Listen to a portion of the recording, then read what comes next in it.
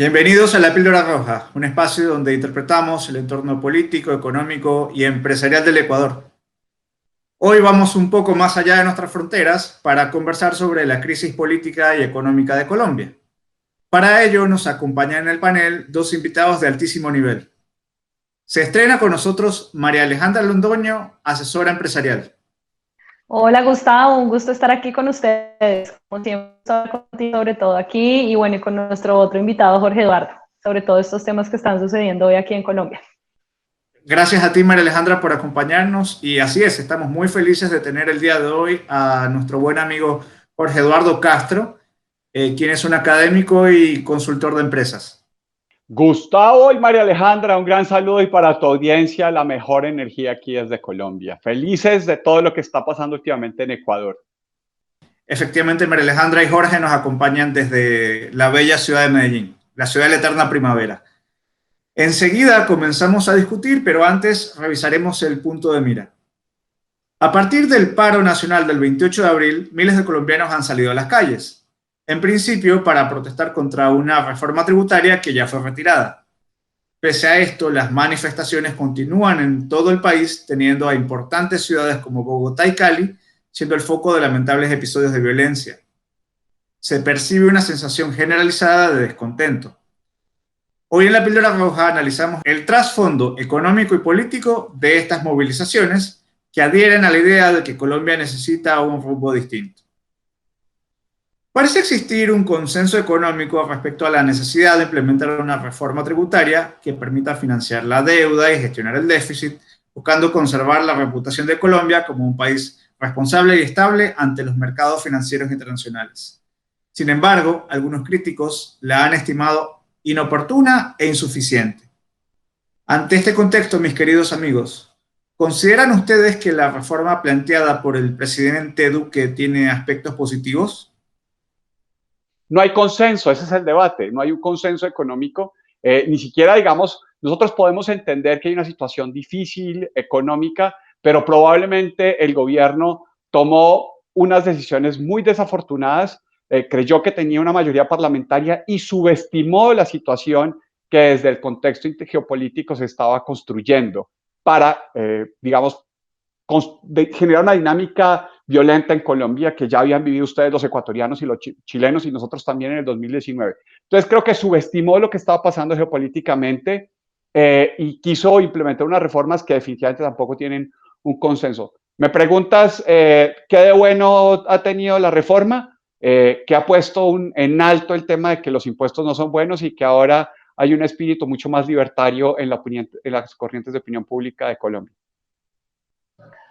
Definitivamente, yo adhiero también mucho a eso. Esto es algo que ya se veía venir, lo que en Ecuador y en Chile llamaron el despertar, y lo pongo entre comillas porque no es tanto un despertar, aunque de pronto en Colombia, como le decía Jorge, sí lo podríamos llamar un despertar, porque la gente, o sea, las personas del común, la gente de a pie quiere más libertad. Y dado esto a la pandemia, pues es a toda esta situación que hemos estado viendo de cuarentenas y de encierro, pues suma mucho más a eso. En noviembre del 2019 también tuvimos una serie de protestas que se salieron mucho de control, hubo demasiada violencia, también en las mismas ciudades, Bogotá, Cali, Medellín, y siento yo que eso se pausó de cierta manera cuando entró la pandemia, la cuarentena. Ya desde el 2019 la gente no estaba contenta con Duque, no estaba contenta con el gobierno. Duque no entiendo cómo no era consciente que tenía estas mayorías, se notaba mucho el descontento.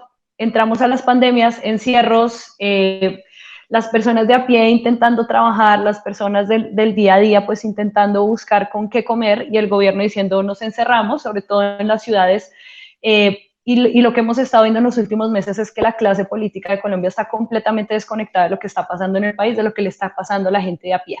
En los últimos meses también se han creado nuevos ministerios, se ha aumentado la burocracia y la respuesta del gobierno es, no, necesitamos más impuestos, necesitamos más dinero para tapar pues este déficit, para pagar salarios, para pagar nóminas. Y bueno, la gente, pues estamos cansados, la gente no, en general todos estamos cansados de esta situación y realmente lo que muestra es el lado bueno, como decía Jorge, lo que muestra es que la clase política de Colombia está completamente desconectada y que los colombianos estamos listos para un cambio y ese cambio está alrededor de que necesitamos más libertad. El mensaje que le está enviando hoy el gobierno al ciudadano de a pie es: no nos importas porque te vamos a encerrar, te vamos a quitar las oportunidades para que salgas a trabajar, no vamos a tener pues las medidas que se deberían tener, y aparte de todo te vamos a quitar más dinero para seguir pagando más burocracia que no está funcionando. Y hoy el mensaje que, o sea, y hoy lo que debería estar escuchando el gobierno, lo que debería estar accionando es recortar su gasto, porque estamos hablando de una reforma tributaria y no de una reforma fiscal. El gobierno ha aumentado su tamaño durante pandemia, no tiene ningún sentido. Antes deberían estarse abrochando el cinturón para poder pues redireccionar en caso que sea necesario el gasto que se está generando. Amigos, los partidarios de esta reforma tributaria dicen que, bueno, que el aumento de impuestos busca, digamos, aumentar el gasto social, aumentar las redes de protección social del gobierno colombiano ante la crisis del coronavirus, de tanta gente que ha quedado desempleada. ¿Cuál es su lectura respecto a esto? Mira que aquí hay un tema muy interesante y tú acabas de señalar. Una de las principales cosas que el gobierno intentaba hacer, pero también un pedazo de la tecnocracia colombiana, que aquí yo tengo que decir, la tecnocracia y algunos elementos del gobierno han sido muy hábiles y creo que han sido muy virtuosos. O sea, en una democracia más liberal uno podría reconocer cosas. El problema es que han sido también muy torpes y ese es, yo creo, que un pedazo de la desconexión de la que está hablando María Alejandra. Pero fíjate que querían convertir en una cosa más permanente un tema como una renta básica que se implementó con unos auxilios y unos ingresos que unas plataformas de inyección que se enviaban a los sectores más pobres, un gasto focalizado que es parte de los orgullos que ha construido un pedazo de la tecnocracia y una derecha intervencionista, patronalista, que ha mandado dineros en efectivo a muchas familias pobres. Entonces lo que querían era convertir eso un poco, digamos, como un pedazo de la zanahoria de la reforma, decir, miren, yo les voy a entregar este gasto social, mientras que por el otro lado, digamos, habían otros temas, por ejemplo, devolución del IVA a los sectores populares. Entonces, digamos que ciertas cosas que podían ser para ganarse los sectores populares no quedaron, ¿sí? Y se me explicaron mal, ¿no? Pero también yo siento que fue un buen momento para explicar por qué eso era perjudicial.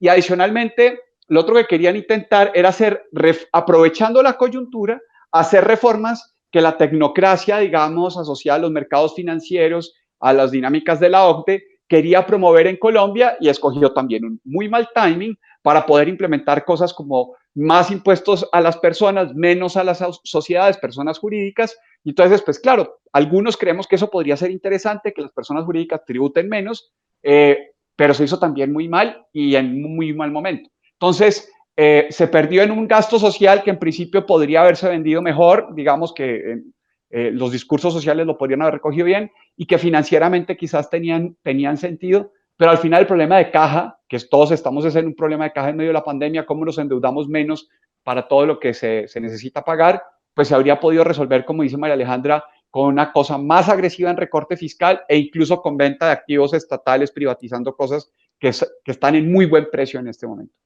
¿De qué tipo de activos estamos hablando? Hay una propuesta que está rondando mucho y es incluso ni siquiera es una privatización total, es la venta de ISA a Ecopetrol. Son dos empresas estatales, pero Ecopetrol tiene un porcentaje accionarial en la Bolsa de Valores de Colombia y cotiza en otros mercados y tal, pero la mayoría es del gobierno. Entonces la idea es que Ecopetrol, al comprar ISA, le pasa caja al gobierno nacional y eso ayuda un poco a la liquidez del gobierno en medio de la pandemia. Y eso, digamos, no implicaría ni cobrar de forma diferente, ni gastar de forma diferente. Digamos, ahora, si tú vendes Ecopetrol y vendes ISA, la cosa es maravillosa. Pero también, y te lo digo, ISA es un botín que quieren algunos grupos políticos parlamentarios que no han respaldado la propuesta y que también han puesto entre las cuerdas a Duque para ver si el negocio de ISA se lo quedan ellos. Todo es más chisme. Pero bueno, es parte, digamos, de las tensiones que tenemos en este momento. ¿De qué grupos estamos hablando? El vargasianismo. El presidente maneja el cambio radical. El grupo de cambio radical es mucho más entroncado a hacer temas políticos y ahí hay una cosa que se llama el Grupo de Energía de Bogotá, que es un grupo, digamos, mixto, digamos, donde es pedazo público, un pedazo privado, lo maneja gente muy cercana a Vargas Lleras. Hay otro grupo de empresas de servicios públicos que se están tratando de adueñar de la EPM y de la política de Medellín. Entonces, ¿por qué? Porque esos son recursos. EPM es una empresa monstruosa, grandota, Energía de Bogotá también, y ISA, que es la de transmisión de conexiones. Te voy a decir, ISA tiene peajes de concesiones en Chile, ¿sí? Es un negocio de caja precioso. Entonces, el que se queda con ese negocio de caja financia campañas por 3 generaciones. Entonces, digamos que aquí hay distintos intereses en tensión. Si yo no le dejo al gobierno hacer una reforma por este lado, lo obligo a vender los recursos por este otro. Entonces, parte de esos temas también de la tramoya y la pequeña política que en medio de toda esa democracia, ¿no? Porque eso hace que los grupos de poder, yo sé que algunos estábamos acostumbrados a Uribe mandaba y todos hacían. Ahora estamos negociando en la clase política un ejecutivo débil y un Congreso que negocia es en medio todo liberal, digamos. Lástima es que por ahí haya mucha revuelta, pero que no le pasen fácil las reformas al Ejecutivo es un buen síntoma.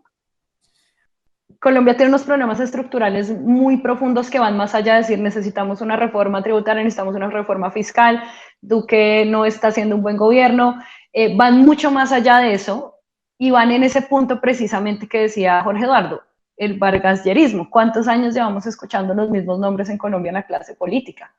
Ya no se trata de que manda Uribe y todos hacen caso, ya no se trata de Petro versus Uribe, que fue lo que vimos en los últimos 4 o 5 años, ya se trata de que la gente de a pie está cansada de esta situación.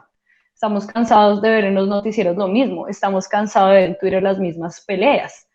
Y que la gente salga a la calle, porque normalmente pues estas discusiones, estas peleas y estas movidas de poder se dan hacia arriba. Pero el hecho que salga la gente tan molesta, que digan, nos importa un comino que haya toque de queda, nos importa un comino que haya cuarentena, es porque ya como ciudadanos estamos cansados.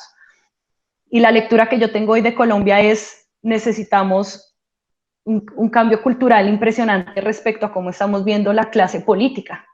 No es el tema de izquierdas, derechas, sino lo que yo decía un poco anterior esta semana, el individuo versus el Estado. Y por eso esto en términos de, visto desde la perspectiva de una libertaria, es muy interesante porque hay una chispa ahí de un tema cultural que estamos anhelando más libertad, que yo vea en Twitter, que yo vea en Instagram, en redes sociales, influencers, que personas que yo sigo, amigos míos que nunca hablan de política, que salgan a decir, Colombia, queremos más libertad. Y más libertad en el buen sentido, no más libertad a veces lo que nos venden los socialistas o los sectores de izquierda como libertad. Siento yo que hay mucho más para ganar y mucho más para capitalizar nosotros mismos. Y en eso ha jugado también, siento yo, en estas protestas, específicamente en Colombia, este año las redes sociales han jugado un papel muy bonito y muy interesante, porque antes tú veías que había mucha desinformación en redes, pues se movían los troles, una cosa, la otra, pero que hayan salido influencers a la protesta a mostrar, a transmitir en vivo lo que estaba pasando, es algo que yo nunca había visto antes y es un tema que le están diciendo al Estado en los medios de comunicación. ¿Sabes qué? Es que aquí ya, acá hay una línea trazada. Y estas protestas son muy distintas a todo lo que hemos visto tanto en Ecuador y en Chile, precisamente por eso. Ya es más acción civil. Yo soy ecuatoriano, pero tengo un vínculo muy fuerte con Colombia hace muchos años. Lo que se percibe desde fuera... ¿Cuál vínculo muy fuerte tiene usted? tengo familia y muchos amigos muy queridos en Colombia. Entonces, lo que se percibe desde fuera, o por lo menos lo que muchos ecuatorianos percibimos cuando vamos a Colombia, es que la clase política colombiana, el establishment colombiano, es una suerte de corporación política que se hereda a sí misma y que, digamos, viene de generación en generación capturando espacios de poder, capturando diferentes espacios políticos, espacios empresariales. ¿Tiene esto algo que ver con con toda esa ira que se siente en el país, tal vez? Definitivamente.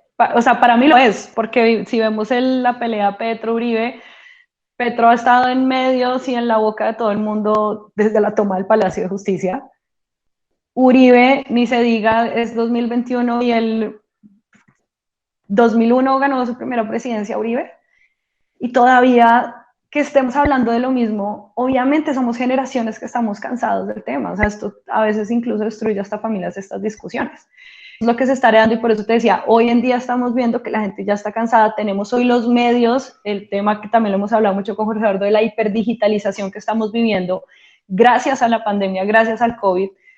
el boom de los influencers, el boom de Bitcoin, de poder mover tu dinero, de poderte mover a través de medios digitales, nos ha devuelto mucho poder como individuos y ciudadanos, y definitivamente ahí se ve cierto ese descontento.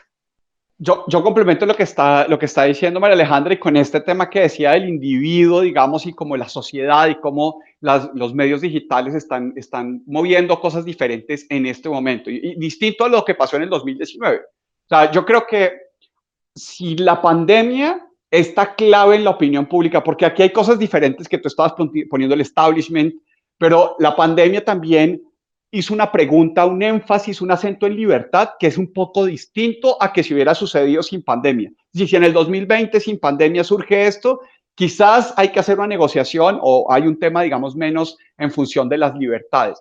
Como hay problemas de desempleo, como hay gente que ha sufrido con las empresas, como les han cerrado los comercios, digamos, ya venían golpeadas antes de que les hayan destruido los comercios, y están tratando de recuperar los empleos y van y los queman y van y les inmovilizan los pollitos o les paran, digamos, los suministros. Ahora, hoy, por ejemplo, en Bogotá, Corabastos, que es la central de abastos, tiene un 50% menos de alimentación, la principal ciudad del país, producto de los bloqueos. O sea, que está haciendo un daño peor que la pandemia en el proceso de estar tratando de reactivar económicamente. Entonces, si eso hubiera sido solamente en una situación normal, no habría creado como esta pregunta por la libertad de dejen, ¿saben qué dejen? Y los empresarios son importantes, en fin. Creo que ese tema que está diciendo Alejandro es muy importante, y te lo voy a poner con otro tema que también está, porque lo de izquierda está y el tema del establishment está. Entonces aquí está algo que está emergiendo nuevo, que hay que saber leerlo, y yo creo que eso es como la lectura que queremos hacer con Alejandro, y es hacerte visible, pero están obviamente las otras dos cosas, las estructuras geopolíticas de la izquierda continental que están detrás del proceso más vandálico y terrorista de esto, y obviamente, digamos, los sectores de un establishment muy sofisticado. A mi juicio, el establishment más sofisticado de América Latina de lejos es el colombiano, este acuerdo de familias políticas de distintas ciudades que han hecho que Colombia nunca tenga dictadura, que han hecho que tengamos una moneda que ha durado por mucho tiempo, digamos, cierta democracia liberal. Eso es un acuerdo político, digamos, aristocrático, muy sofisticado, y un proceso de izquierdas totalitarias que siempre ha tratado de usar mucha violencia en Colombia, y eso estaba ahí. Pero este tema de los medios digitales es muy importante, y María Alejandra lo está señalando muy bien.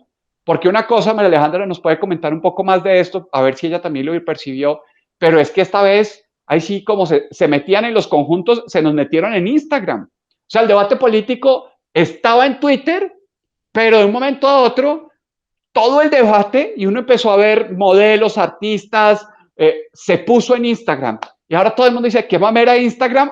Porque, no todo el mundo, pero si tú querías política, abrías Twitter, no Instagram.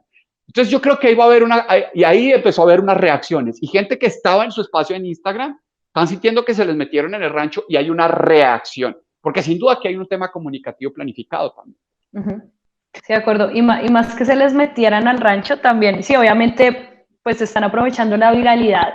Y como lo decía Jorge, tú querías política, te ibas a Twitter y te vas en la cabeza con los troles y veías, seguías noticias, etiquetabas a los políticos, lo que sea, que ya haya trascendido que tú entres a tus historias de Instagram, donde normalmente tú consumías un contenido de entretenimiento netamente. Es que el ejemplo más es La Liendra, que era entretenimiento que algunos lo podrían calificar como vacío, que no tiene nada que ver una cosa con otra. Yo ya lo seguía desde siempre porque lo admiro como ser humano, de llegar donde está gracias también a las redes, y que tú llegues y entres y veas eso. Es un choque de no es que se nos hayan metido, no solamente eso, sí se han metido, pero que también la gente en este sentido sí está despertando, porque ya la burbuja se reventó, la máscara se cayó.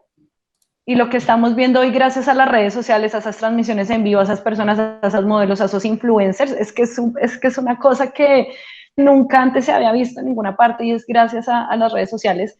Se cayó la máscara, se está cayendo la máscara de estos grupos vandálicos que se están organizando para salir a delinquir y a sabotear, pero también se le está cayendo la máscara al establishment, al gobierno, a la policía.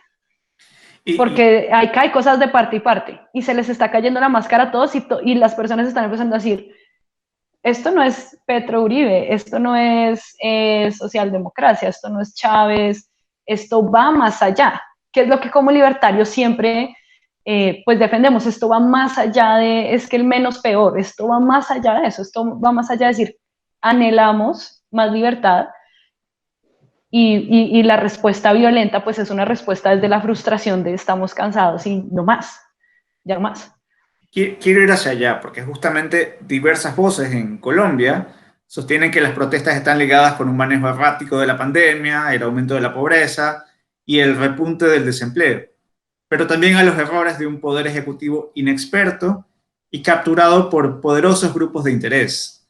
En ese sentido, a su juicio, ¿qué sectores políticos estarían buscando exacerbar estos factores para radicalizar las protestas? Yo diría la respuesta corta, todos los sectores políticos ganan.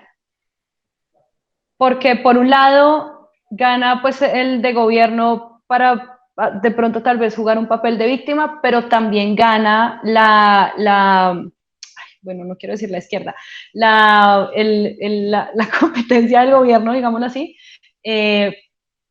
porque les están dando mermelada, que era lo que estábamos viendo anteriormente.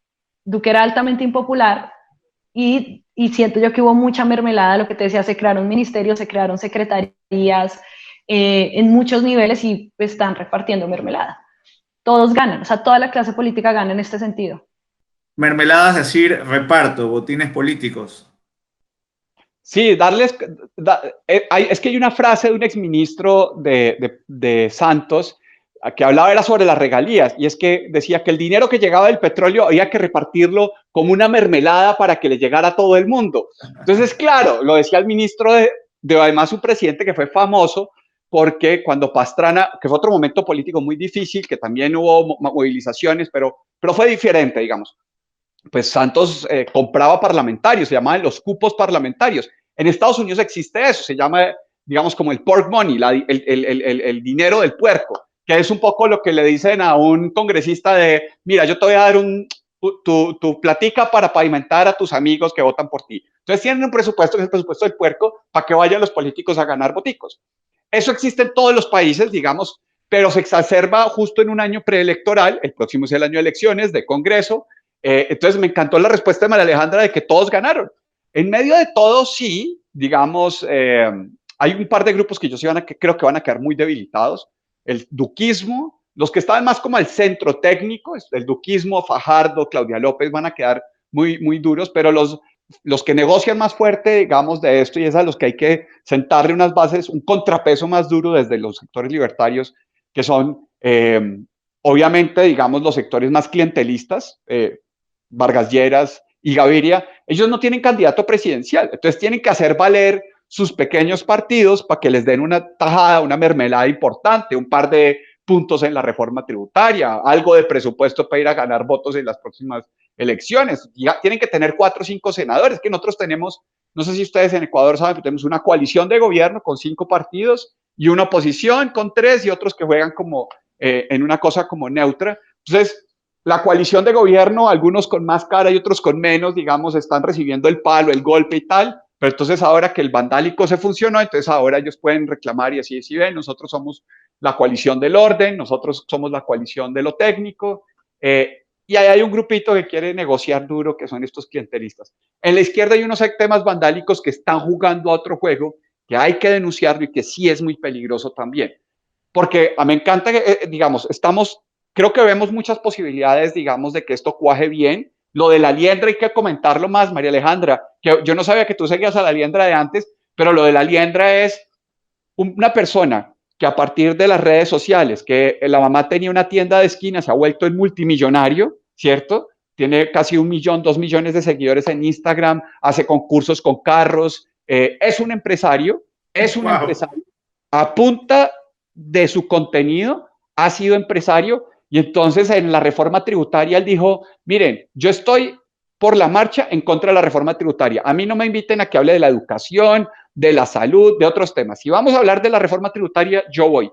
Y dijo, y entiendo que si no pagamos deuda, nos la van a cobrar después. Así es que tenemos que ser sensatos financieramente. Eso Una persona que la mamá tenía una tiendita de dulces en un pueblito en Armenia y hoy es un influencer empresario, ese es el sector de opinión pública que está emergiendo, que nosotros queremos representar, pues digamos, con las ideas de la libertad, la gente que está haciendo esa movilidad. Es decir, un sector de opinión que no está condicionado por grupos políticos, empresariales, por el establishment colombiano del que tanto hemos hablado. Correcto, que es un sector que es un sector que los políticos no estaban viendo.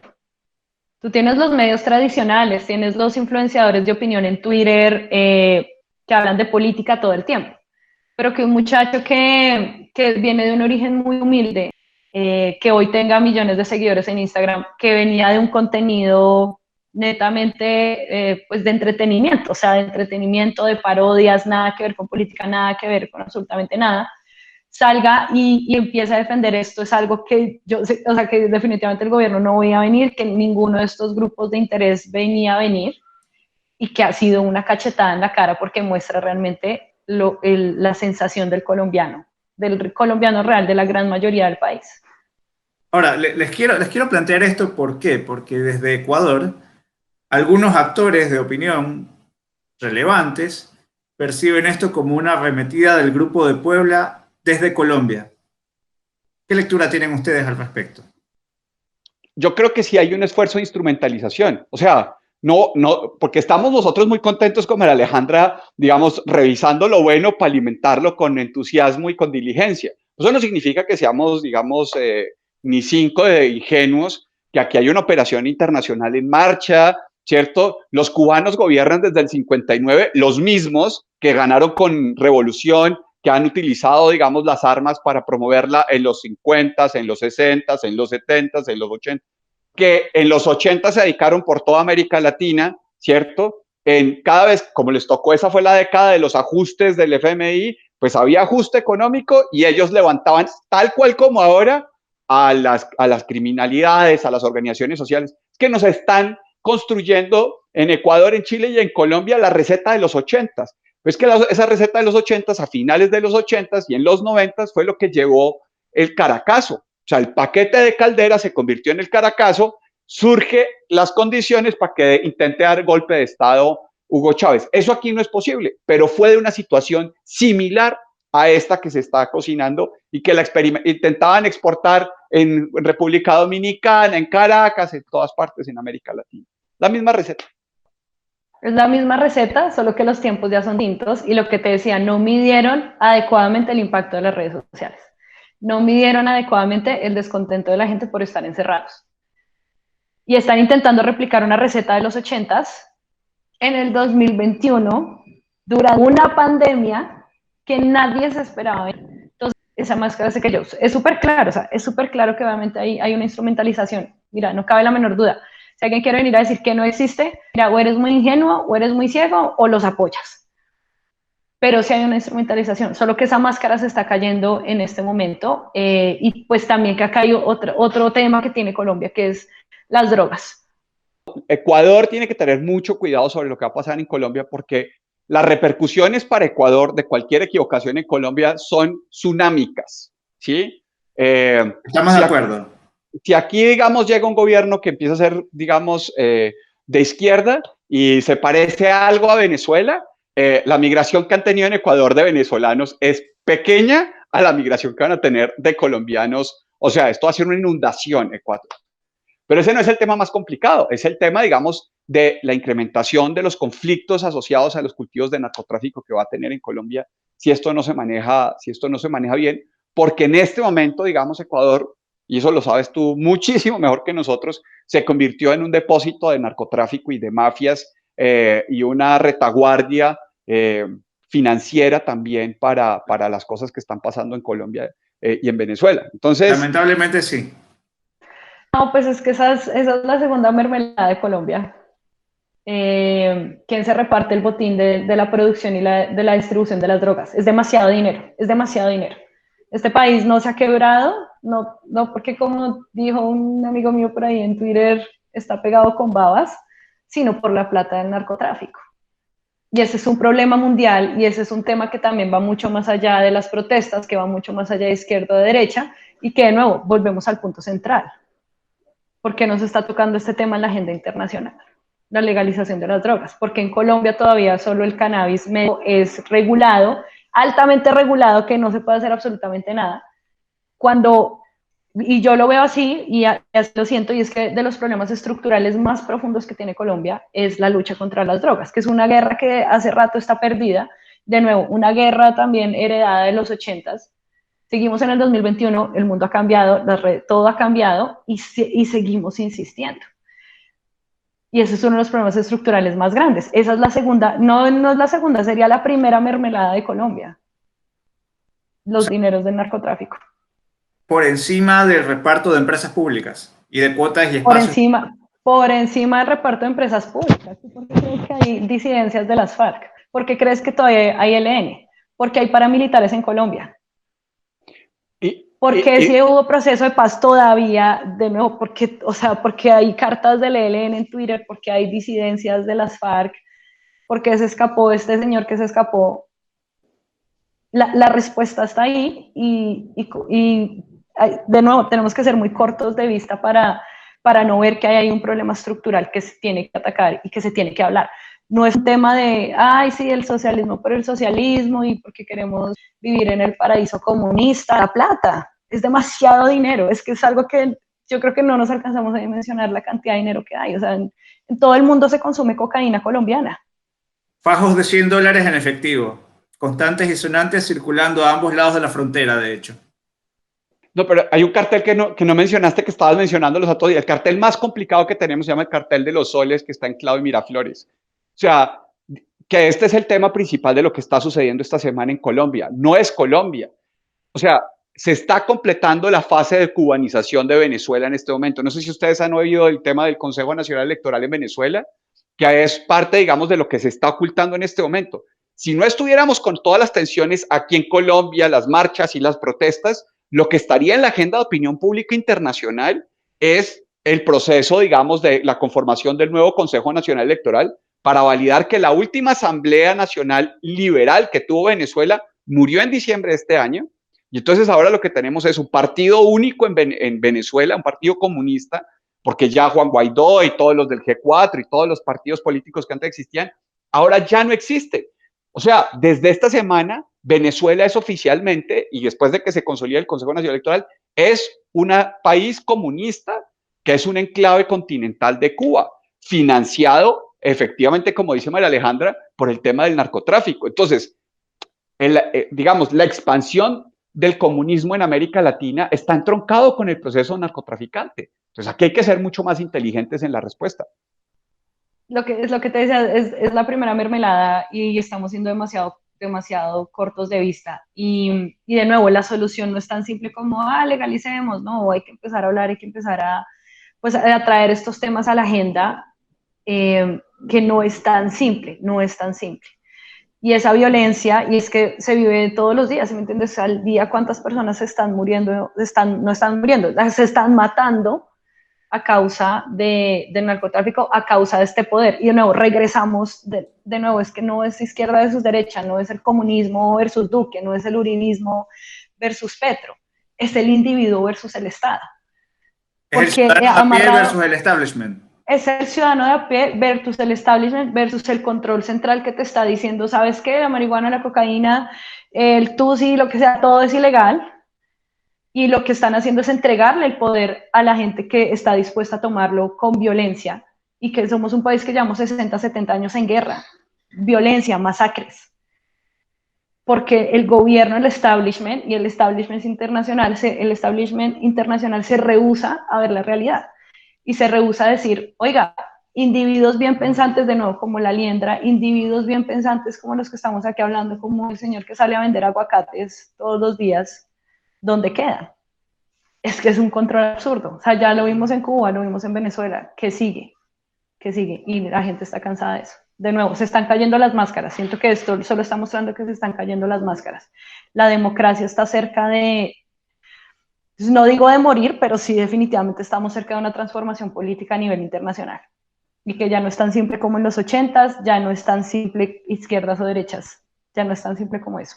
Hoy tenemos Bitcoin, hoy tenemos criptomonedas, hoy tenemos Internet. Creo que también nos estamos saliendo de la política como la única forma de hacer los cambios y las transformaciones. Y yo creo que una de las cosas que nos está señalando la Liendra, que es parte del tema de lo que recogen estos malestares sociales cuando son países tan Estado-nación, políticamente orientados, es creer que la movilidad social, que es la verdadera frustración del pueblo, tú lo has mencionado varias veces, establishment. Establishment significa tapón arriba. Sí, movilidad social cero o movilidad social difícil. Pablo Escobar era un tipo que si no hubiera habido aquí proteccionismo en los años 60 y 70 y 80, el tipo habría sido un exportador de primera, habría vendido jeans, habría vendido pantuflas, habría vendido de lo que fuera. Pero las dinámicas proteccionistas hacían que gente con ganas, con perrenque, con disposición al riesgo, canalizaran esa disposición para hacer emprendimiento y para hacer negocios. La otra forma que nosotros tenemos para combatir son los negocios. Y ahí creo que hay otras cosas que hay que hablar, digamos, Gustavo, porque hay temas muy importantes. Yo reitero, estoy muy feliz por Ecuador, pero es que además porque en este momento las posibilidades que hay muchas formas de tratar de luchar contra lo que se viene. Pero la mejor forma de luchar contra lo que se viene es hagamos más negocios, hagamos mejores negocios. Va a entrar un país hermosísimo a la Alianza del Pacífico y se llama Ecuador, paga en dólares y está aquí al lado, ¿sí? Aquí usted tiene a la doctora María Alejandra Londoño, que hace negocios con la Cámara de Comercio de Cali. Aquí está el doctor Gustavo Isurieta, que tiene relaciones maravillosas con la Cámara de Comercio de Guayaquil. Imagínate que en medio de la situación, ¿cierto? Unos con hambre y otros con ganas de comer, haciendo negocios ahora. A ver, Gustavo, el dólar a 3.800. Tú me vas a decir que no hay nadie en Ecuador y en Guayaquil con ganas de ir a Cali a comprar en descuento. Yo mismo. No, a Cali, a Medellín, a Bogotá. Yo había gustado en diciembre aquí, en diciembre de 2019, ¿cierto? Eso fue antes de la pandemia. 2020, hace unos meses. 2020, fue unos meses. Feliz acá en los centros comerciales en Bogotá, en Falabella. Y es que ese es el punto. Y eso es algo que nosotros, me alegra que todo, pues, me da fresquito, que todo esto esté pasando, porque es algo que es como libertarios, yo específicamente, que lo llevaba diciendo desde hace 3 años, cuando estuve en la dirección del movimiento libertario, la forma es desde la acción ciudadana. No podemos esperar que Uribe, que Petro, que el Mesías, que Chávez, que lo que sea, que Vargas, que Fajardo, que Claudia cambien el país. No va a pasar. Antes de pasar a hablar sobre temas más empresariales y cómo combatir esta crisis que se vive en Colombia desde lo privado, desde lo empresarial, quiero hacerles una última pregunta antes de pasar a esto. Organismos internacionales han advertido sobre hechos relacionados con violaciones a los derechos humanos por parte de la fuerza pública en el marco de las protestas. Asimismo, también se han registrado actos violentos por parte de civiles. Incendios, saqueos a supermercados, comercios destruidos y buses públicos incinerados en todo el país. Desde su perspectiva, ¿se trata de actos terroristas concertados con premeditación? Aquí hay muchas cosas que han pasado, unas que podrían ser típica marcha estudiantil que le tira piedra a los buses. Ok, está bien, en todas partes del mundo le tiran piedra a los buses. Ok, pero aquí hay un tema más complejo que ha venido sucediendo, que es el ataque a los CAI, ¿sí? A las estaciones de policía en ciertos lugares. Coordinados, en una noche te atacan 10, ¿sí? Puede que algún CAI haya tenido, digamos, alguna historia con malestar de abuso de derechos humanos en el barrio, digamos. Y obviamente la gente estaba molesta, inconforme y sale a marchar. Pero tantos en un mismo sitio, en una misma hora, ya empieza a hacer unas preguntas más importantes. Y es, Colombia ya vivió el ataque a las estaciones de policía en los pueblos, ¿sí? Si uno quería quitar, digamos, la fuerza y el orden y la relación estatutaria, digamos, en un pueblo lo que hacía es que atacabas a la policía, hacías un despeje y la guerrilla ganaba, digamos, como si fuera RISC, ese municipio, la influencia sobre el pueblo, la capacidad de hacer justicia en ese sitio. Ahora nosotros tenemos la mezcla de la tecnología de los colectivos venezolanos. Entonces, para ti, los CAIs de las ciudades empieza a ser el primer sitio de despeje para que los que manden ahí sean los malandrines que están asociados al narcotráfico y que ayudan a hacer, digamos, zonas de despeje al interior de la ciudad. Entonces, digamos que esto tiene un elemento mucho más difícil, esta coordinación urbana violenta contra los contra los sitios de seguridad, contra los CAI, es francamente, digamos, premeditada. La cadena de WhatsApp, que creo que nos llegó a la mayoría de colombianos, el listado de 16 CAIs atacados en Bogotá. Es una acción coordinada, no hay nada más que decir.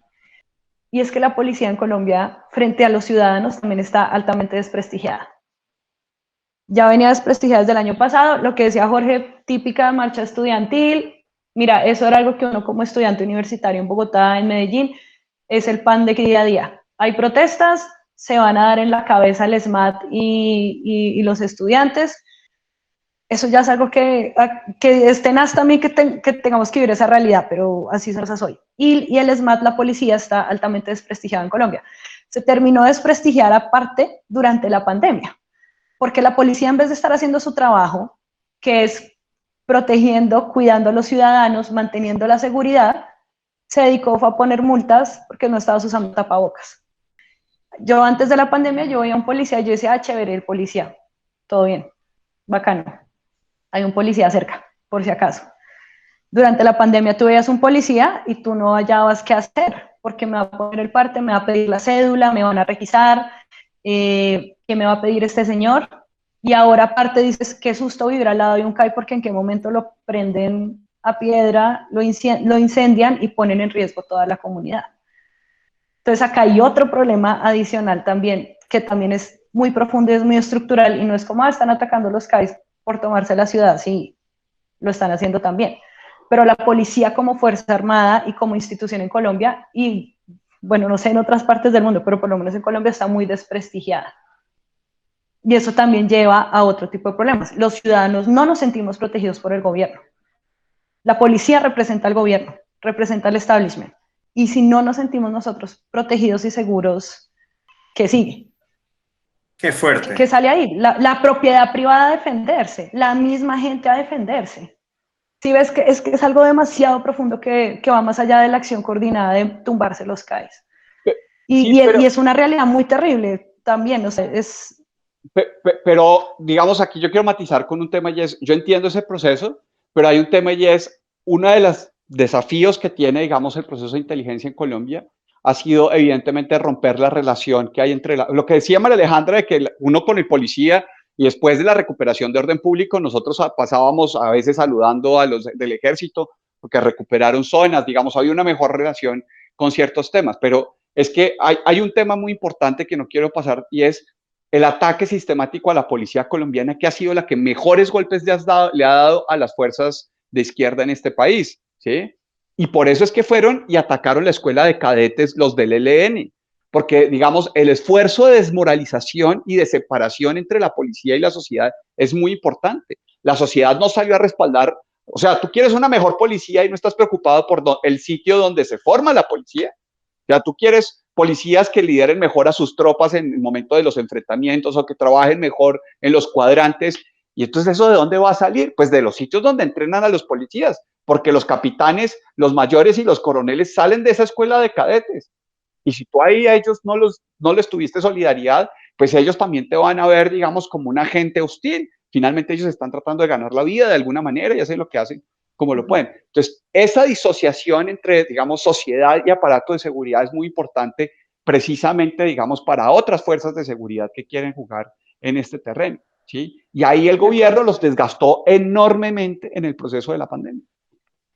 Pues hay que decirlo, hay demasiada corrupción, no solo en el gobierno, sino también la corrupción ha alcanzado las fuerzas militares. Y violación de derechos humanos ha habido. Y yo lo veo, y como lo veo, ningún ser humano, ningún colombiano tiene que morir ni a manos de paramilitares, ni a manos de guerrillas, ni a manos de la policía, ni a manos de grupos armados al margen de la ley. Tenemos que empezar a decir, bueno, entonces si falla la policía, por sea los procesos de desmoralización que se esté haciendo, ¿cómo la propiedad privada se defiende desde una ciudadana? Y esa es la pregunta que hay que hacerse hoy también. ¿Cómo nos vamos a defender entonces de todo este borolo, de todo este confusión que estamos viviendo? Justamente estábamos hablando hace unos minutos de soluciones privadas a todos estos problemas políticos que se están dando en Colombia y estamos totalmente de acuerdo que va por el lado empresarial, por el lado del emprendimiento, por el lado de los negocios. ¿qué iniciativas se pueden impulsar desde Colombia o se están impulsando de Colombia para generar estos ecosistemas? La ciudad que ha sido más golpeada en el paro se llama Cali, ¿sí? El país que tiene más cerca a Cali, que tiene dólar y que tiene capacidad a disposición porque se le vienen unos años de recuperación de capitales, se llama Ecuador. Que los ecuatorianos viajen a Cali. Pregúntele a una amiga suya que se llama María Alejandra Londoño, que tiene ahí unos temas en la Cámara de Comercio de Cali y conoce gente en Cali y empresarios en Cali. Yo creo que por ahí puede haber misiones. Pero es que nosotros tenemos una ventana de 4 o 5 meses de reactivación económica.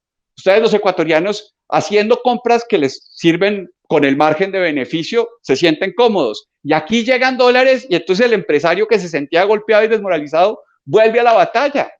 Ahí está la oportunidad, efectivamente, como lo decía Jorge Eduardo. Otro de los puntos claves que es importante aquí mencionar y que luego muchos de mis clientes enfocan a veces mucho en lo local. ¿Cómo protegemos a los negocios, cómo protegemos a los empresarios y cómo hacemos que tengamos más libertad frente a eso? Es enfocando los negocios internacionales, teniendo alianzas, creando alianzas, vendiendo productos nacionales a extranjeros, trayendo extranjeros a comprar productos nacionales, vendiendo el destino como tal, creando las alianzas, porque de esa manera también empezamos a borrar las fronteras. Y si empezamos a borrar las fronteras, el establishment nacional deja de tener tanto poder también. Hay que empezar a protegernos. De nuevo, criptomonedas, ¿sí? Redes sociales, una presencia fuerte en redes sociales. Lo que pensamos y lo que decimos nadie nos lo va a poder quitar. Y ya estamos en la boca de todo el mundo. Y esto ya es algo internacional. Que de nuevo están intentando aplicar fórmulas de los 80s cuando tú podrías comprar los medios y nadie sabía nada.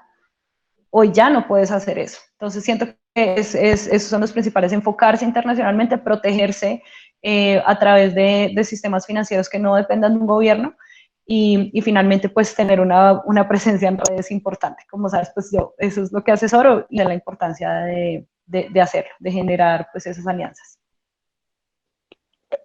Y ahí vuelvo a intensificar, pues es que digamos, intensifico con María Alejandra porque como está haciendo cosas tan chéveres, digamos, y yo he visto parte de eso.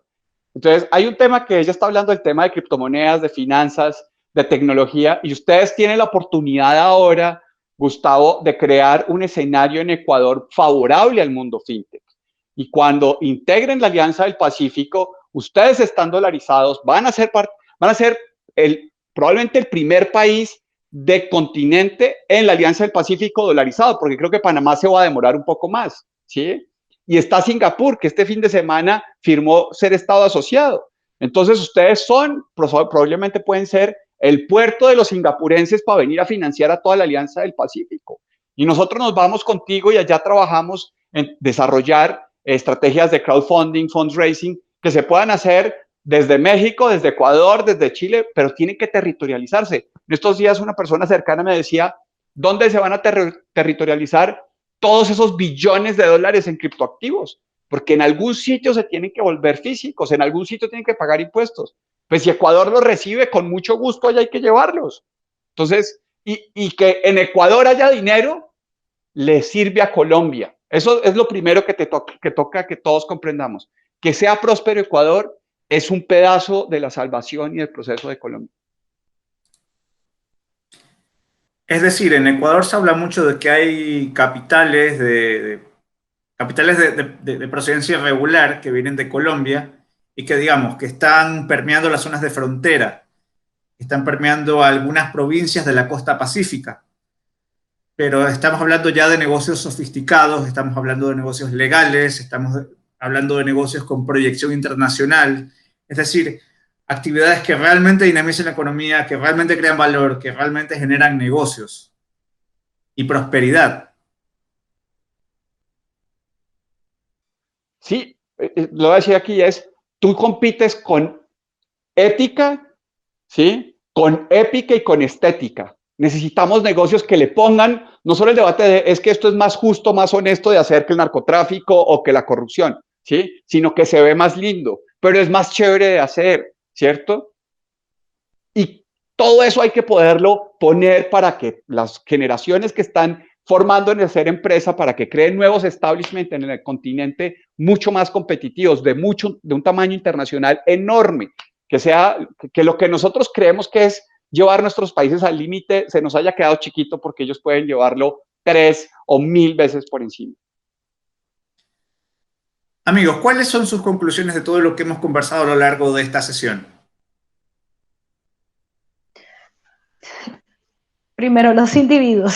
Definitivamente, esa es la conclusión del día de hoy y pues a todas las personas que nos están escuchando en este momento, colombianos, ecuatorianos, latinoamericanos, el mundo está cambiando, estamos entrando definitivamente a una nueva era, estamos viviendo momentos históricos donde lo que tenemos que buscar es más libertad y más libertad para los individuos y tenemos que estar conscientes de eso.